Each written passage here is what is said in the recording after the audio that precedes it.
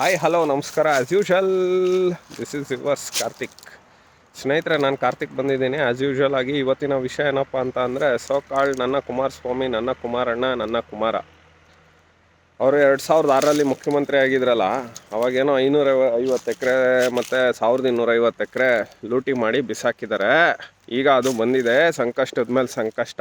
14 ಎಕರೆ ಒತ್ತುವರಿದು ಸಂಕಷ್ಟ. ಹಿಂಗೆ power TV criticising for Kumaraswamy ಅಂದ್ಬಿಟ್ಟು, ದೇವೇಗೌಡ ಫ್ಯಾಮಿಲಿ ಅಂದ್ಬಿಟ್ಟು ಅವನು ಮಾಡ್ತಾ ಇದ್ದಾರೆ. ಸಂತೋಷ. ನಾನು ಹೇಳೋದು, ಇದೆಲ್ಲ ದಾಖಲೆಗಳಿದ್ರೆ ಈಗ ಹೆಂಗೆ ಸಿದ್ದರಾಮಯ್ಯನಿಗೆ ಪ್ರಾಸಿಕ್ಯೂಷನ್ ತಗೊಂಡ್ವಿ, ಹಂಗೆ ಮಾಡ್ರಪ್ಪ. ತಾಕತ್ತು, ಗಂಡಸ್ತನ ಯಾರ್ಯಾರ ಮನೇಲಿ ಕಳ್ಕೊಂಡು ಅಂತ ಹೇಳೋವಂಥ ಪಕ್ಷ ನಿಮ್ಮದು.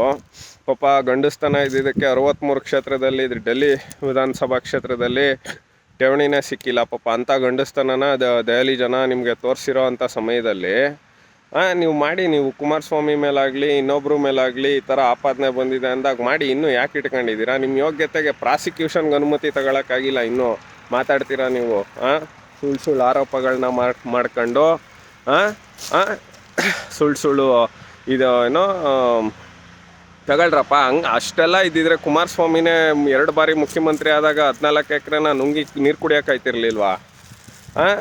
ಆದ್ದರಿಂದ ಇವೆಲ್ಲ ಯಾರು ಮಾಡಿಸ್ತಾ ಇದ್ದಾರೆ? ಪಾಪ ಪೂರ್ವ ಸಹೋದರರಿಗೆ ಮಾಡೋದಕ್ಕೆ ಕೆಲಸ ಇಲ್ಲ, ಪಾಪ ಅಭಿವೃದ್ಧಿ ಮಾಡೋದಕ್ಕೆ ದುಡ್ಡಿಲ್ಲ. ಈ ಕಡೆ ಸುರೇಶು ಸೋತಿ ಸುಣ್ಣ ಆಗಿ 3 ಲಕ್ಷ ಅಧಿಕ ಮತಗಳಿಂದ ಮಾಡೋದಕ್ಕೆ ಕೈ ಕೆರ್ಕೊಳ್ಳೋ ಕೆಲಸನೂ ಇಲ್ಲ ಅವ್ರಿಗೆ. ಇನ್ನೇನು ಮಾಡ್ತಾರೆ ಪಾಪ? ಆಯ್ತಪ್ಪ, ಅಂಥ ದಮ್ಮು ತಾಕತ್ತು ಇದ್ದರೆ ಮಾಡಿಸ್ರಯ್ಯ. ಸುಮ್ಮನೆ ಕತೆ ಹೊಡ್ಕೊಂಡು 550 ಎಕರೆ ತಲೆ ಹಿಡಿದ್ಬಿಟ್ಟಿದ್ದಾರೆ ಅಂದ್ಕೊಂಡು ನನ್ನ ಕುಮಾರಸ್ವಾಮಿ ಮೇಲೆ, ನನ್ನ ಕುಮಾರಣ್ಣನ ಮೇಲೆ ಮಾತಾಡ್ತಿರಲ್ಲ, ನಾಚಿಕೆ ಆಗಲ್ವ ನಿಮ್ಗಳಿಗೆ? ಕೊಡಿ ದಾಖಲೆಗಳು, ಪಬ್ಲಿಕ್ ಡೊಮೈನಲ್ಲಿ ಇಡ್ರಿ. ನಿಮಗೆ ಗೊತ್ತು. ಈಗ ಸಿದ್ದರಾಮಯ್ಯಂದು ಹೆಂಗೆ ಬಿಚ್ಚಿಸಿದ್ವಿ, ಭ್ರಷ್ಟಾರಾಮಯ್ಯಂದು. ಇನ್ನೂ ಪಾಪ ಏನೋ CBI ಕೊಡಲಿಲ್ಲ ಅನ್ನೋದು ಖುಷಿಲಿರ್ಬೋದು. ಅದು ಬಿ ರಿಪೋರ್ಟು ಏನೇನಾಗುತ್ತೆ ಏನು ಎಲ್ಲ ನೋಡಿ. ಸಿದ್ದರಾಮಯ್ಯ ಹೋಗೋದು ಖಚಿತ, ನಿಶ್ಚಿತ, ಉಚಿತ. ಆಯಿತಾ? ಅದನ್ನು ಬಿಟ್ಬಿಟ್ಟು ನೀವು ಸುಮ್ಮನೆ ಇನ್ನು DK ಶಿವಕುಮಾರ್ ಗಿರಾಕಿ ಅವ್ರದ್ದು CBI ಇದೆ, ಅವ್ರು ಹೋಗೋದು ಖಚಿತ, ಉಚಿತ, ನಿಶ್ಚಿತ. ಯಾವುದೇ ಕಾರಣಕ್ಕೂ ಮುಖ್ಯಮಂತ್ರಿ ಆಗೋದಿಲ್ಲ.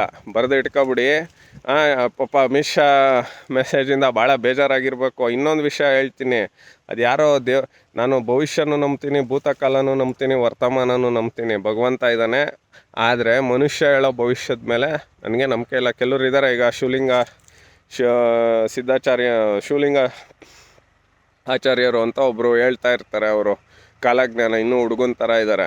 ಅಂಥವರೆಲ್ಲ ಒಬ್ಬೊಬ್ಬರು, ಅದು ಅವ್ರದ್ದು ಏನು ತುಂಬ ಇಲ್ಲ, ಒಂದು 50% 60% ಅವ್ರು ಹೇಳೋದ್ರಲ್ಲಿ ನಿಜ ಆಗ್ಬೋದು. ಈ ಡೋಂಗಿ ನಮ್ಮ ಕೋಡಿಮಠ, ಬ್ರಹ್ಮಾಂಡ, ಯಾರೋ ಕಿರಣ್ಗೂ ಆಯ್ತಪ್ಪ. ನೀವು ಇಷ್ಟೆಲ್ಲ ಹೇಳ್ತಿರಲ್ಲ, ಮುಂದಿನ ಪ್ರಧಾನಮಂತ್ರಿ ನೀವು ಭವಿಷ್ಯನೇ ಹೇಳ್ಬಿಟ್ರೆ ನಮಗೆ ಎಲ್ಲ ಇರ್ತದಲ್ಲಪ್ಪ. ಇಂಥ ಕಡೆ ಭೂಕಂಪ ಆಗುತ್ತೆ, ಇಂಥ ಕಡೆ ಮಳೆ ಬರುತ್ತೆ ಅಂದರೆ ಯಾರು ಸಾಯೋದೇ ಇಲ್ವಲ್ಲ ಜನ. ಬರೀ ಬುರುಡೆ ಬಿಟ್ಕೊಂಡು ಜನಗಳಿಗೆ ಆದಿ ತಪ್ಪಿಸ್ಕೊಂಡು ನೀವು ಆಯಿತು. ನೀವು ಅದೇನು 550 ಎಕರೆ ಹೊಡೆದಿದ್ದಾರೆ, ಏನೋ ಭ್ರಷ್ಟಾಚಾರ ಮಾಡಿದ್ದಾರೆ, ತಲೆ ಹೊಡೆದಿದ್ದಾರೆ ಅಂತ ಹೇಳ್ತಿರಲ್ಲ. ನಿಮಗೆ ತಾಕತ್ತು ಇದ್ದರೆ ನೀವು ಪಬ್ಲಿಕ್ ಡೊಮೈನಲ್ಲಿ ಎಲ್ಲನೂ ಬಿಟ್ಟು ಕುಮಾರಸ್ವಾಮಿನ ಪ್ರಾಸಿಕ್ಯೂಷನ್ಗೆ ಮಾಡಿ. ಅದರಲ್ಲಿ ಪಾಪ ಯಡಿಯೂರಪ್ಪಂದು ಪೋಸ್ಕೋ ಆಯಿತು, ಈಗ ಅದರಲ್ಲಿ ಏನೂ ಸಿಕ್ಕಿಲ್ಲ ಅಂತ ಗೊತ್ತಾಯಿತು. ಇವಾಗ ಇವ್ರದ್ದು ಇಟ್ಕೊಂಡಿದ್ದೀರಾ. ಅಪ್ಪ ಒಕ್ಕಲಿಗರೇ, ಲಿಂಗಾಯತರೇ, ನಿರಭಿಮಾನಿಗಳ ಒಕ್ಕಲಿಗರೇ, ಒಂದು 20% ಇದ್ದೀರಲ್ಲ ಇಬ್ಬರೂ. ಇವಾಗಲಾರ ಅರ್ಥ ಮಾಡ್ಕೊಂಡು ಬರೋ ಚುನಾವಣೆಗಳಲ್ಲಿ ಮತ ಹಾಕಿ. ಇಲ್ಲ ಅಂದರೆ ನಾಳೆ ಕುಮಾರಣ್ಣಂಗಾಗಿರ್ಬೋದು, ನಾಳೆ ನಿಮ್ಮನೇಲೆ ಯಾರೋ ಒಬ್ರಿಗೂ ಹಿಂಗೂ ಬರ್ಬೋದು. ಇಲ್ಲಿ ದೊಡ್ಡ ಪ್ರಮಾಣದಲ್ಲಿ ಆಗ್ಬೋದು, ಅಲ್ಲಿ ಸಣ್ಣ ಪ್ರಮಾಣದಲ್ಲಿ ಆಗ್ಬೋದು. ಆದ್ದರಿಂದ ಈ ಒಂದು ಕರ್ಮರಾಮಯ್ಯನ ಸರ್ಕಾರನ ತೆಗಿಯೋದಕ್ಕೆ, ಒದ್ದು ಓಡಿಸೋದಕ್ಕೆ ಏನೇನು ಬೇಕೋ ಎಲ್ಲನೂ ರೆಡಿಯಾಗಿ. ಒಕ್ಕಲಿಗರೇ, ಲಿಂಗಾಯತರೇ, ನಾನು ಕೇಳ್ಕೊಳ್ಳೋದು ಇಷ್ಟೇ. ಬ್ರಾಹ್ಮಣರು, ಜೈನರು ಇವ್ರದ್ದೆಲ್ಲ ಬಿಡಿ, ಫಿಕ್ಸ್ಡ್ ಡೆಪಾಸಿಟ್ ಇದ್ದಂಗೆ. ನಮ್ಮಲ್ಲಿ 80% ಫಿಕ್ಸ್ಡ್ ಡೆಪಾಸಿಟು. ಇನ್ನು 20% ಇದ್ದೀರಲ್ಲ, ದಯಮಾಡಿ ಮನವಿ ಮಾಡಿ ಕೈ ಜೋಡಿಸಿ ಕೇಳ್ಕೊಳ್ತೀವಿ, ಮತ ಹಾಕಿ.